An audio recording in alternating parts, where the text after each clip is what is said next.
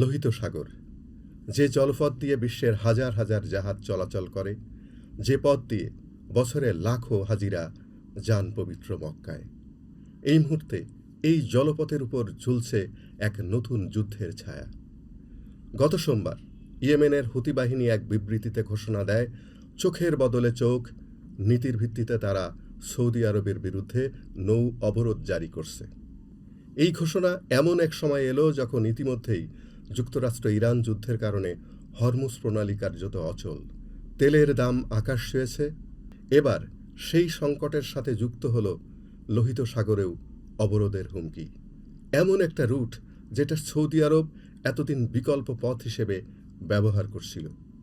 Saudi আরব পাল্টা হুমকি দিয়েছে শক্তি প্রয়োগের। আর এই পুরো ঘটনার শিকড় লুকিয়ে আছে এমন একটা ঘটনায় যা শুনলে আপনার গায়ে কাটা দেবে। ইরানের সর্বোচ্চ নেতার জানাজায় ফেরার পথে একটা বিমানে হামলার অভিযোগ। আজকের ভিডিওতে আমরা গভীরভাবে জানব ইয়েমেনের হুতি বাহিনীর সৌদি আরবের উপর নৌ অবরোধের ঘোষণা নিয়ে। কি ঘটছে, কেন এই সিদ্ধান্ত এলো, এর পেছনে দীর্ঘ ইতিহাস, কারা লাভবান আর কারা ক্ষতিগ্রস্ত হবে, আর সবচেয়ে গুরুত্বপূর্ণ, বাংলাদেশ ও দক্ষিণ এশিয়ার সাধারণ মানুষের জন্য এই ভয়ঙ্কর সম্ভাব্য পরিণতি কি হতে পারে। তাহলে চলুন শুরু করি। লোহিত সাগরে নতুন যুদ্ধ, হুতিদের অবরোধ যেভাবে কাঁপিয়ে দিচ্ছে বিশ্ব। কি ঘটছে তাহলে? গত সোমবার মানে 20শে জুলাই ইয়েমেনের হুতি বাহিনী, যারা নিজেদের আনসারুল্লাহ নামে পরিচয় দেয়, তারা এক আনুষ্ঠানিক বিবৃতিতে ঘোষণা দেয় সৌদি আরবের বিরুদ্ধে তারা সামুদ্রিক অবরোধ জারি করছে। তাদের ভাষায়, আমাদের প্রিয় জনগণের উপর প্রায় 12 বছর ধরে চলা অন্যায্য ও নিপীড়নমূলক অবরোধের জবাবেই এই পদক্ষেপ। তারা হুঁশিয়ারি দিয়ে বলেছে, সৌদি আরবের পক্ষ থেকে যে কোনো বোকামিপূর্ণ পদক্ষেপ নেওয়া হলে তার জবাব দেওয়া হবে ব্যাপক এবং চূড়ান্ত মাত্রায়। সৌদি আরবের পররাষ্ট্র মন্ত্রণালয় তাৎক্ষণিকভাবে এই অভিযোগ প্রত্যাখ্যান করে। তারা জানায়, তারা নিজেদের জাহাজ রক্ষায় প্রয়োজনীয় সব ব্যবস্থা নেবে। উদ্বেগের বিষয় হল, এই ঘোষণার ঠিক আগে হুতিরা সৌদি আরবের আবহা আন্তর্জাতিক বিমানবন্দর লক্ষ্য করে ব্যালিস্টিক ক্ষেপণাস্ত্র ছুড়েছিল, যদিও সৌদি জোট সেটা প্রতিহত করে বলে তারা দাবি করেছে। এই পুরো পরিস্থিতি এমন এক সময় ঘটছে যখন যুক্তরাষ্ট্র ইরান যুদ্ধের কারণে হরমুজ প্রণালী দিয়ে তেল সরবরাহ ইতিমধ্যে মারাত্মকভাবে ব্যাহত হচ্ছে, আর সৌদি আরব লোহিত সাগর হয়ে বিকল্প পথে তেল রপ্তানি চালিয়ে যাওয়ার চেষ্টা করছিল। এখন সেই বিকল্প পথও হুমকির মুখে। তাহলে কি ঘটছে সেখানে? এই সংকটের তাৎক্ষণিক কারণ লুকিয়ে আছে একটা মর্মান্তিক ঘটনায়। গত সপ্তাহে হুতিরা অভিযোগ করে যে সৌদি আরব ইয়েমেনের সানা আন্তর্জাতিক বিমানবন্দরে বোমা হামলা চালিয়েছে, যাতে একটা ইরানি বিমান অবতরণ করতে না পারে। সেই বিমানে ছিলেন হুতি নেতৃত্বের সদস্যরা, যারা ইরানের সাবেক সর্বোচ্চ নেতা আয়াতুল্লাহ আলী খামেনির জানাজায় অংশ নিয়ে ফিরছিলেন। বিমানটি শেষ পর্যন্ত অন্য একটি ইয়েমেনি বিমানবন্দরে অবতরণ করলেও হুতিরা দ্রুত প্রতিশোধ নেয় সৌদি আরবের আবহা বিমানবন্দরের ক্ষেপণাস্ত্র ও ড্রোন হামলা চালিয়ে। আর সোমবার তারা প্রতিশোধের পরিধি আরও বাড়িয়ে ঘোষণা দেয় সম্পূর্ণ নৌ অবরোধের। এর পেছনে আছে আরও গভীর একটা রাজনৈতিক সমীকরণ। ইরান নিজেই হুতিদের উপর চাপ দিয়েছিল যাতে যুক্তরাষ্ট্র যদি ইরানের বিদ্যুৎ অবকাঠামোয় হামলা চালিয়েই যায়, তাহলে হুতিরা লোহিত সাগরের প্রবেশপথ বাব এল মান্দেব বন্ধ করে দেয়। অর্থাৎ এই অবরোধ শুধু সৌদি ইয়েমেন দ্বন্দ্ব নয়, এটা পুরো ইরান নেতৃত্বাধীন জোট আর যুক্তরাষ্ট্র সৌদি জোটের মধ্যে বৃহত্তর সংঘাতেরই একটি নতুন অধ্যায়। চলুন আমরা একটু পেছনের ইতিহাসে যাই। হুতি আর সৌদি নেতৃত্বাধীন জোটের এই লড়াই নতুন কিছু নয়। 2015 সাল থেকে ইয়েমেনে চলছে এই যুদ্ধ, যেখানে সৌদি জোট আন্তর্জাতিকভাবে স্বীকৃত ইয়েমেন সরকারকে সমর্থন করছে।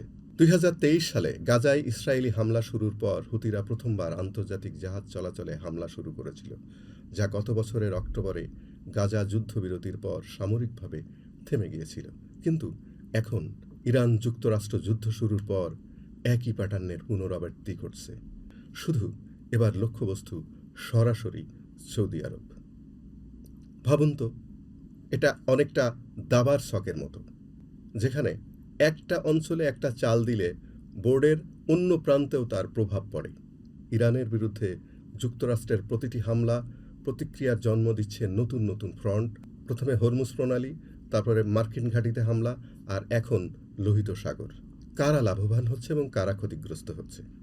সরাসরি লাভবান বলার মতো কেউ নেই, তবে কৌশলগতভাবে ইরান আর তার মিত্ররা একটু সুবিধা পাচ্ছে।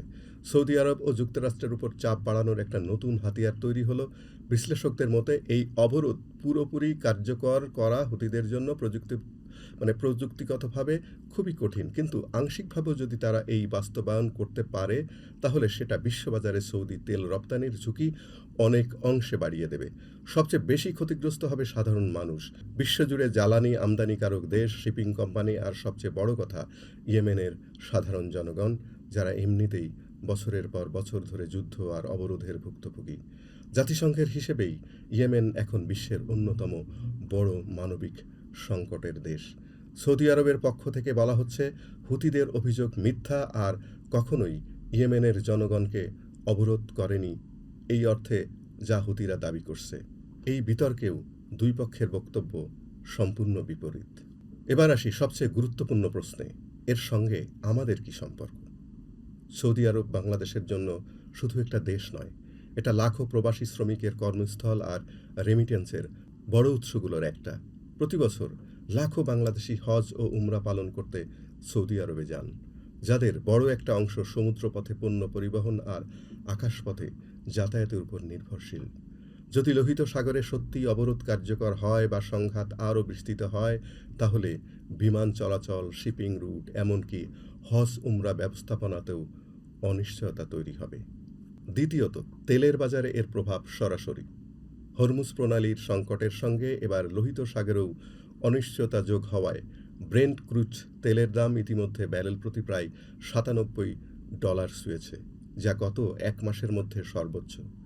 তেলের দাম বাড়লে বাংলাদেশে জ্বালানি আমদানি ব্যয় বাড়বে, যার প্রভাব পড়বে পরিবহন খরচ থেকে শুরু করে নিত্য প্রয়োজনীয় পণ্যের দামে।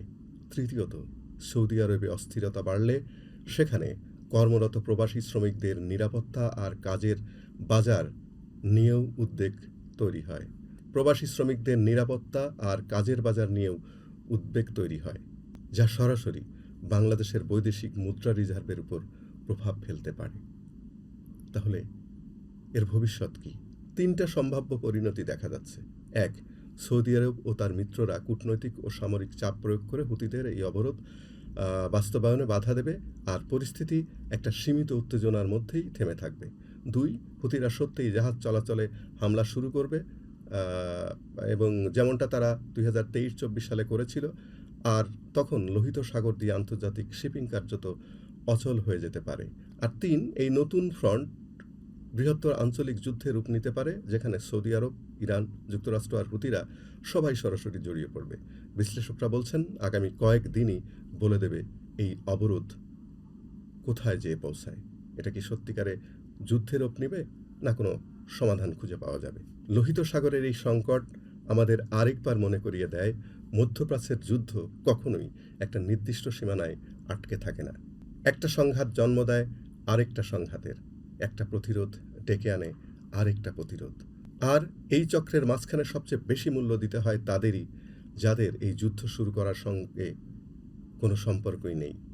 সাধারণ জেলে, শ্রমিক, প্রবাসী, হাজি আর বিশ্বের কোটি কোটি মানুষ, যাদের প্রতিদিনের জীবনযাত্রার খরচ নির্ধারিত হয় হাজার মাইল দূরের এক সমুদ্রপথের নিরাপত্তার উপর।